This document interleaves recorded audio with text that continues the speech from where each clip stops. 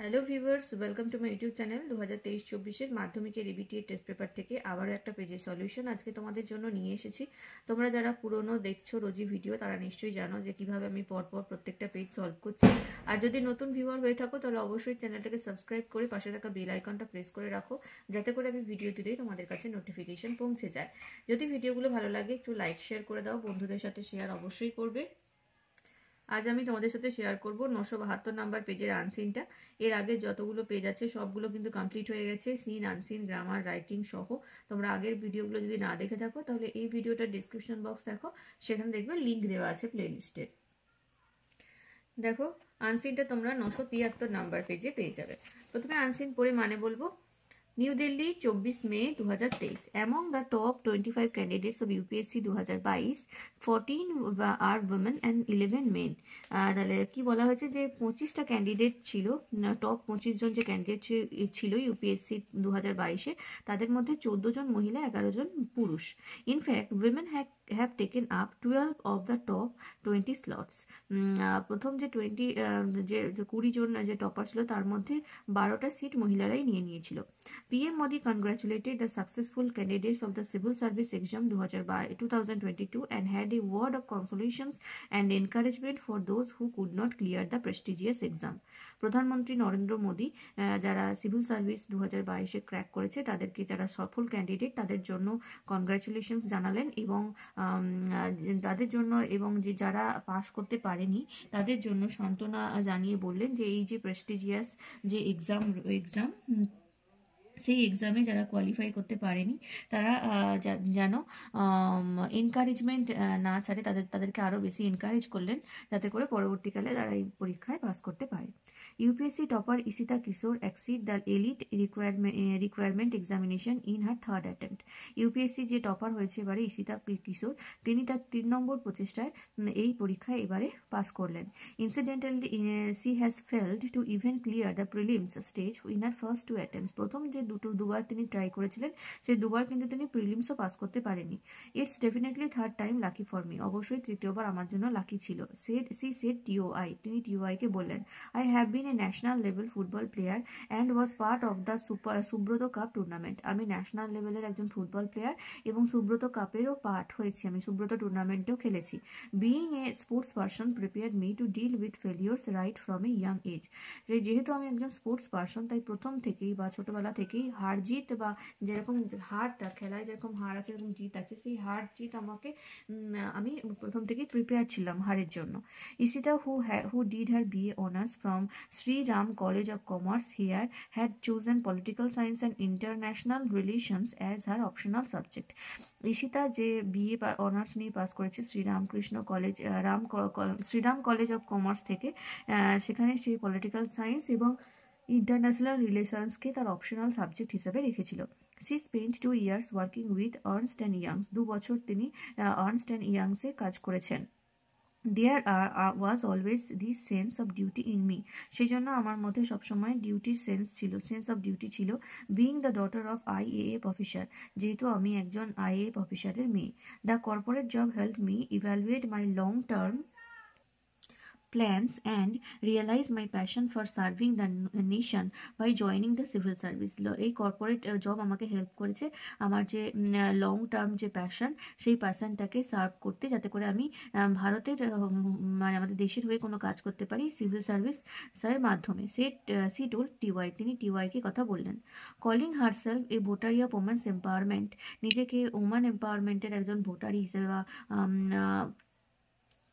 মহিলা যে এম্পাওয়ারমেন্ট ক্ষমতায়ন, সেই ক্ষমতায়নের একজন ভোটার হিসাবে নিজেকে ডেকে তিনি বললেন।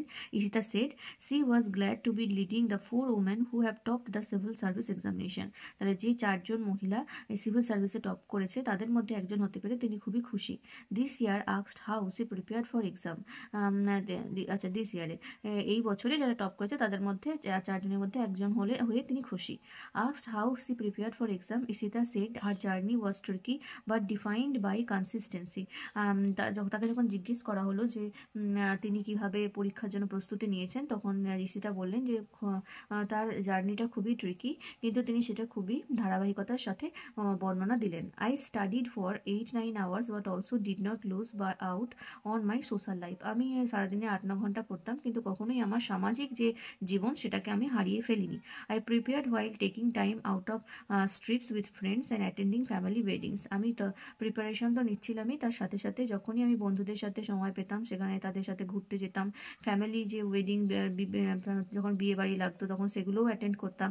I learn how to make Madhubani painting. আমি শিখেছি কিভাবে মধুবানি পেন্টিং তৈরি করা হয়।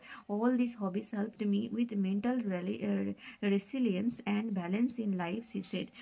এই সমস্ত কিছু আমাকে মানসিকভাবে সাহায্য করেছে, মানসিক সহনশীলতা জুগিয়েছে এবং আমার লাইফে ব্যালেন্স আনতে সাহায্য করেছে। আমার হবিস, আমার বন্ধুদের সাথে ঘোরাঘুরি, পরিবারের সাথে সময় কাটানো, সমস্ত কিছু আমাকে একটা মানসিক শান্তি দিয়েছে এবং এই সমস্ত কিছুর জন্যই আমি পরীক্ষায় পাস করতে পেরেছি। তো এই হচ্ছে আনসারটা ছিল। আশা করি বুঝতে পারলে। চলে আসবো প্রশ্নে। The number of women among the top 25 candidates of UPSC 2022 is.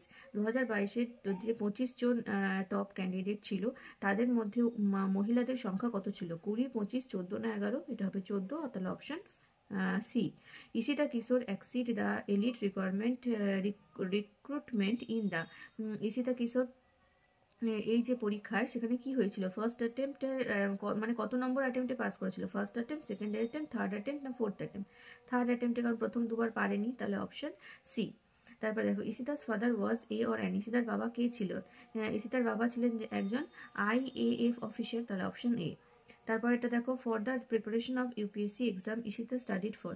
UPSC প্রিপারেশনের জন্য ঈশিতা কতক্ষণ পড়াশোনা করতো? 7-8 ঘন্টা, 8-9 ঘন্টা, 10-12 ঘন্টা, 10-11 ঘন্টা না 5-6 ঘন্টা? 8-9 ঘন্টা, তাহলে অপশন বি।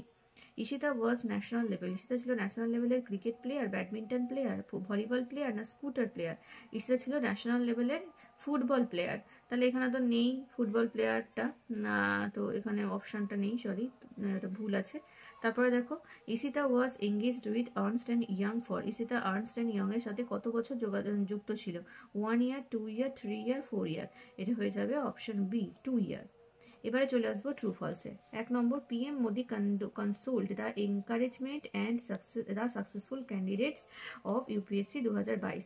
2022 যারা আনসাকসেসফুল ক্যান্ডিডেট তাদের জন্য PM মোদি সান্ত্বনা জানিয়েছেন। এটা হয়ে যাবে ট্রু। সাপোর্টিং সেন্টেন্স লিখবে, PM Modi congratulated the successful candidate of the civil service exam 2022 and had a word of consolation and encouragement for those who could not appear the prestigious exam. 2 number, Ishita used to work in a public sector। Ishita public সেক্টরে কাজ করত। এটা হয়ে যাবে true. Supporting sentence, the corporate job helped me evaluate my long-term plans and realize my passion for serving the nation by joining the civil services। 3 নম্বরটা দেখো, Ishita completed her graduation from Shriram college of commerce. Shriram college of commerce থেকে ঈশিতা তার graduation complete করেছে। এটাও true হয়ে যাবে। Supporting sentence লিখবে, Ishita who did her BA honours from Shriram college of commerce. এবারে চলে আসবো সি এর দাগের প্রশ্নে। 1 নম্বর প্রশ্ন, name the subjects Ishita chose as her optional papers in UPSC 2022। UPSC 2022-এ ঈশিতা অপশনাল সাবজেক্ট হিসেবে কি কি সাবজেক্ট নিয়েছিল? উত্তর হবে, Ishita chosen political science and international relations as her optional papers in UPSC 2022। UPSC 2022-এ ঈশিতা পলিটিক্যাল সায়েন্স এবং ইন্টারন্যাশনাল রিলেশনস এই দুটোকে অপশনাল পেপার হিসেবে রেখেছিল। 2 নম্বর, what help Ishita to deal with her failure. তার ফেলিওরকে ডিল করতে কি সাহায্য করেছিল ঈশিতাকে? দেখো, লিখবে, being a sports person help Ishita to deal with her failure. যেহেতু ঈশিতা একটা স্পোর্টস পার্সন ছিল, সেই জন্য ফেলিওরকে তার এই স্পোর্টস পার্সনের মেন্টালিটি তার ফেলিওরকে ডিল করতে সাহায্য করেছিল। 3 নম্বর প্রশ্ন, how did Ishita define her position in UPSC 2022? UPSC 2022 Ishita তার পজিশনকে কিভাবে ডিফাইন করেছে?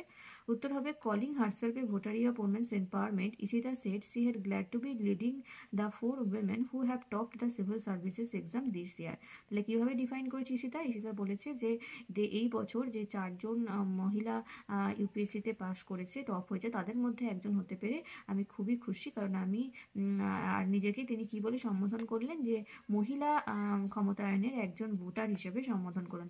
তার পজিশনটাকে তিনি এভাবেই ডিফাইন করলেন। 4 নম্বর, how did the hobbies of Ishita impact her life? কীভাবে ইশিতার হবি তার জীবনে প্রভাব ফেলেছিল? উত্তর লিখবে, all her hobbies help Ishita with mental resilience and balance in life. তার জীবনের হবি তাকে মানসিক শান্তি দিয়েছিল এবং তাকে অনেক বেশি জীবনে ব্যালেন্স করতে সাহায্য করেছিল। এবারে চলে আসবো গ্রামার সেকশনের 6-এর দাগে। দেখো, এটা গ্রামার সেকশনে থাকলেও আনসিনের অংশ, তাই আনসিনের সাথেই করাবো। এখানে যে 4টে ফ্রেজ আছে সেগুলো যা মানে, সেই একই মানের কিছু ওয়ার্ড আনসিনের মধ্যেও আছে, তোমাদের সেটাই খুঁজে বের করে লিখতে হবে। 1 নম্বর, relating to a large company or group. একটি বড় কোম্পানি বা গ্রুপের সাথে রিলেটেড, এটা হবে কর্পোরেট। তারপরে হচ্ছে এফোর্টস, প্রচেষ্টা, এটা হবে অ্যাটেম্পটস। তারপরে হচ্ছে হ্যাভিং হাই স্ট্যাটাস, অনেক একটা উচ্চ পজিশন, এটা হবে প্রেস্টিজিয়াস। তারপরে হবে টাফনেস অ্যান্ড ইলাস্টিসিটি, খুবই টাফ বা শক্ত, টাফনেস একটা শক্ত অবস্থা, এটা হবে রেসিলিয়েন্স।